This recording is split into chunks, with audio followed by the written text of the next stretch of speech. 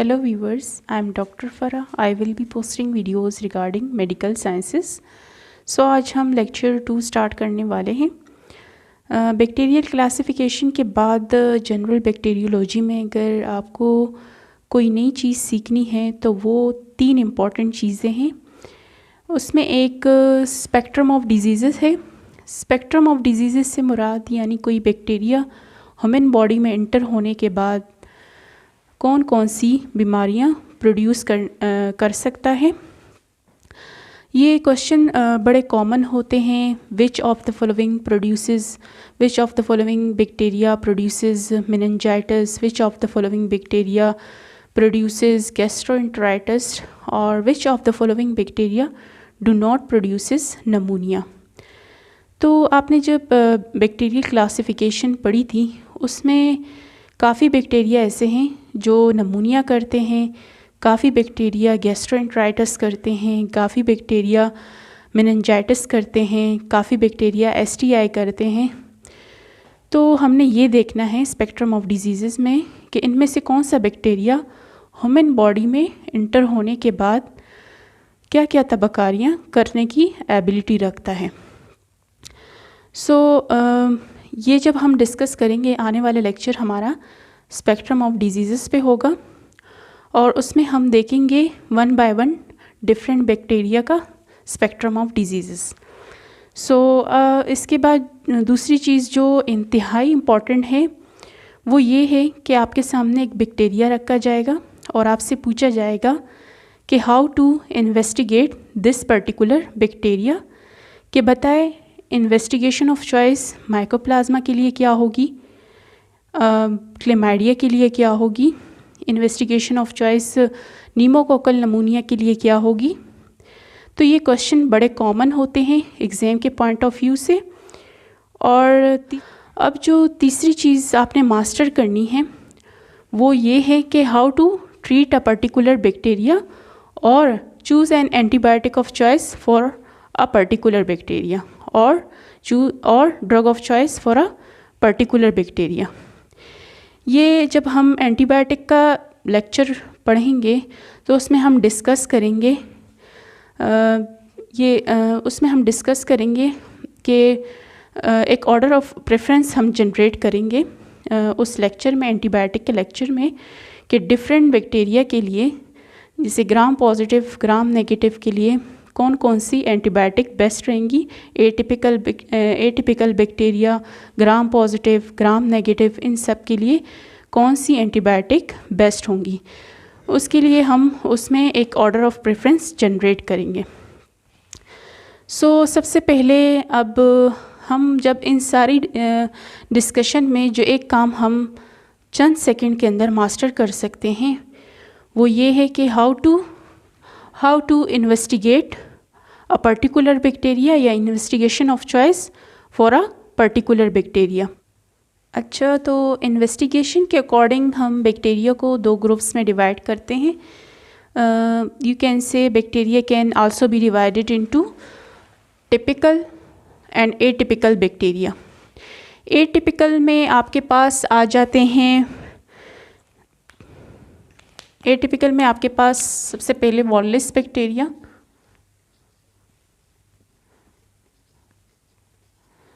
दूसरा आपके पास थिन सेल वॉल, सेकंड आपके पास thin cell wall. Thin cell wall को हमने स्पायरोकीट्स भी कहा था।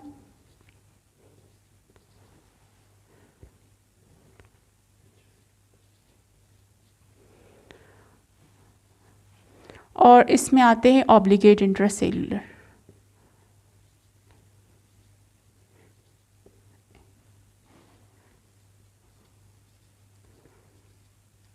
ऑब्लिगेट इंट्रासेल्यूलर की तो सेल वॉल होती है, लेकिन ये पैरासाइट की तरह बिहेव करते हैं, इस वजह से इनको हम एटिपिकल बैक्टीरिया में लिस्ट करते हैं। वॉललेस, थिन सेल वॉल्ड और ऑब्लिगेट इंट्रासेल्यूलर ये आपके पास एटिपिकल बैक्टीरिया है। याद रखना है आपने, हम आगे कमिंग लेक्चर्स में एटिपिकल टर्म यूज़ करेंगे तो उसका मतलब ये होगा कि वॉललेस, थिन सेल वॉल और ऑब्लिगेट इंट्रासेल्युलर, सॉरी मैंने यहाँ पे ई लिख दिया था, थिन सेल वॉल और ऑब्लिगेट इंट्रासेलुलर, ये तीनों आपके पास एटिपिकल होंगे, और जबकि टिपिकल आपके पास तमाम gram positive, all gram positive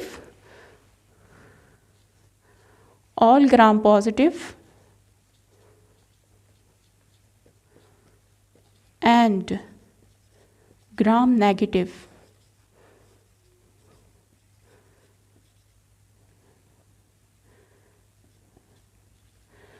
ये आपके पास टिपिकल बैक्टीरिया में ग्राम पॉजिटिव और ग्राम नेगेटिव ये आपके टिपिकल बैक्टीरियाज हैं, और एटिपिकल आपके पास ये तीनों हैं। ये आपने याद रखना है क्योंकि कमिंग लेक्चर्स में इसका जिक्र होगा टिपिकल और एटिपिकल का। तो अब आते हैं हम इनकी इन्वेस्टिगेशन ऑफ चॉइस क्या होगी एटिपिकल बैक्टीरिया की और टिपिकल बैक्टीरिया की। अब आते हैं investigation of choice for typical bacteria, यानी टिपिकल बैक्टीरिया के लिए इन्वेस्टिगेशन ऑफ चॉइस क्या होगी। तो याद रखिए इन्वेस्टिगेशन ऑफ चॉइस ब्लैक से लिख देते हैं हम, investigation of choice for typical bacteria is culture.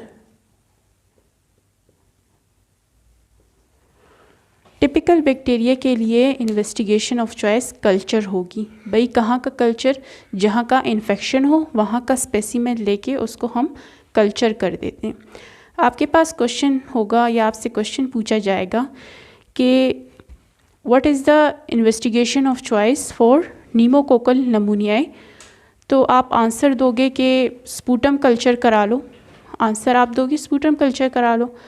अब आपसे पूछा जाएगा कि what is the investigation of choice for meningococcus meningitis, तो आप कहोगे CSF कल्चर करा लो।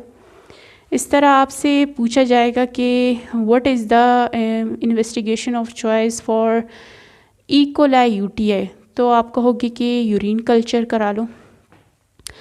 तो जितने भी टिपिकल बैक्टीरिया है उनके लिए इन्वेस्टिगेशन ऑफ चॉइस क्या होती है, कल्चर होती है। अब याद रखिए कि ग्राम पॉजिटिव बैक्टीरिया के लिए ग्राम पॉजिटिव बैक्टीरिया 48 आवर्स में ग्रो करते हैं। Gram positive bacteria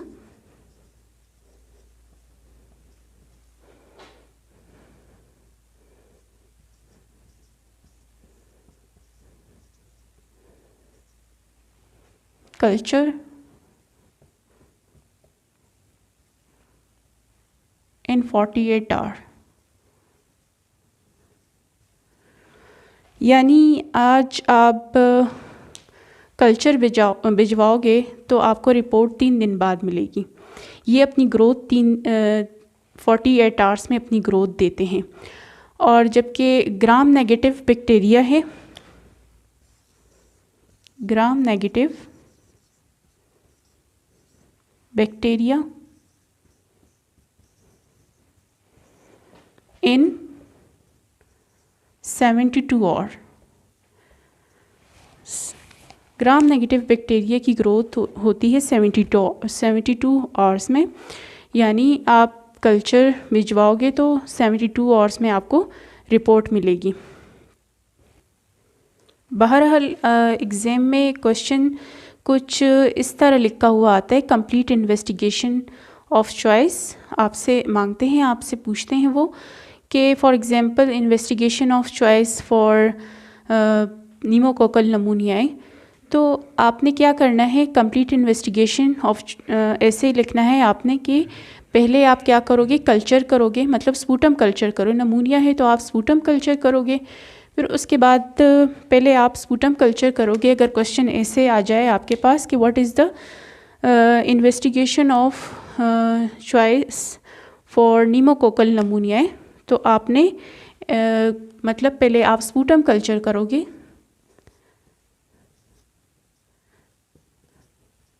sputum culture, then फिर आप ग्राम स्टैंडिंग करोगे,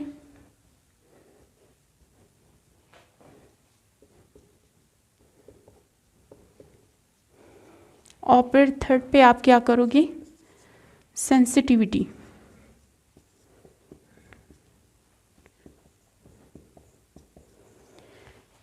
मतलब पहले आप कल्चर करोगे स्पेसिमेन को, फिर उसके बाद आप बैक्टीरिया को रिकग्नाइज़ करने के लिए ग्राम स्टेनिंग करोगे कि बैक्टीरिया ग्राम पॉजिटिव है या ग्राम नेगेटिव। फिर उसके बाद आपने क्या करना है कि कल्चर पर आपने एंटीबायोटिक चढ़क के देखना है कि किस एंटीबायोटिक से मरता है। इसको हम कहते हैं सेंसिटिविटी। ये आपके पास कंप्लीट इन्वेस्टिगेशन है किसकी, फॉर टिपिकल बैक्टीरिया। एग्ज़ाम में आपसे इसी तरीके से क्वेश्चन पूछा जाता है और आपने इसी तरीके से क्वेश्चन का आंसर देना है कि पहले आपने कल्चर करना होगा किसी भी इन्फेक्शन का जो होगा स्पेसिमेन लेके आपने कल्चर करना होगा, फिर ग्राम स्टेनिंग करना होगा और देन फिर आपने सेंसिटिविटी करना होगा।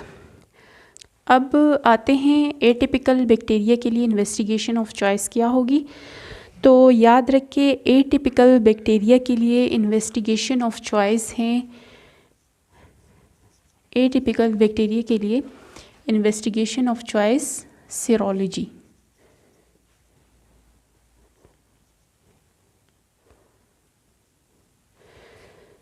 सीरोलॉजी होती है detection of antibodies.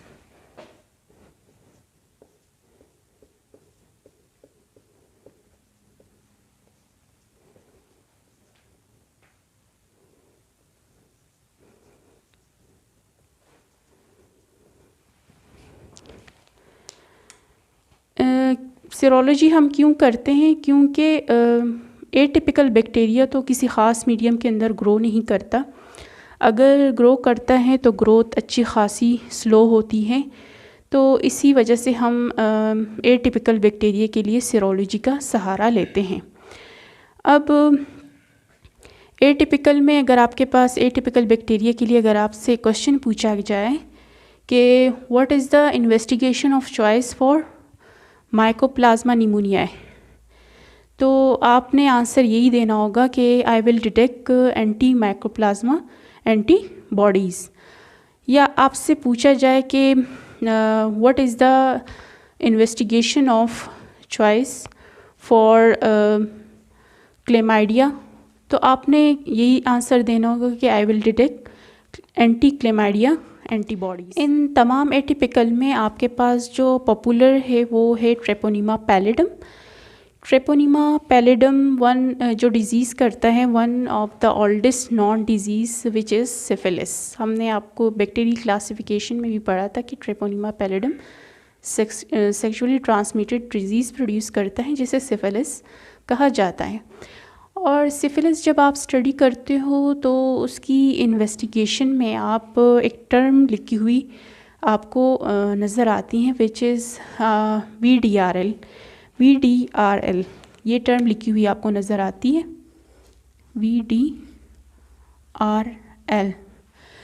VDRL basically America की उन लेबॉर्ट्रीज़ का नाम है जिन्होंने एक टेस्ट डिफ़ाइन किया था, और VDRL stand for वेनेरल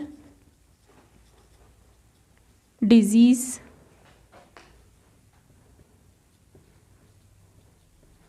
research laboratories.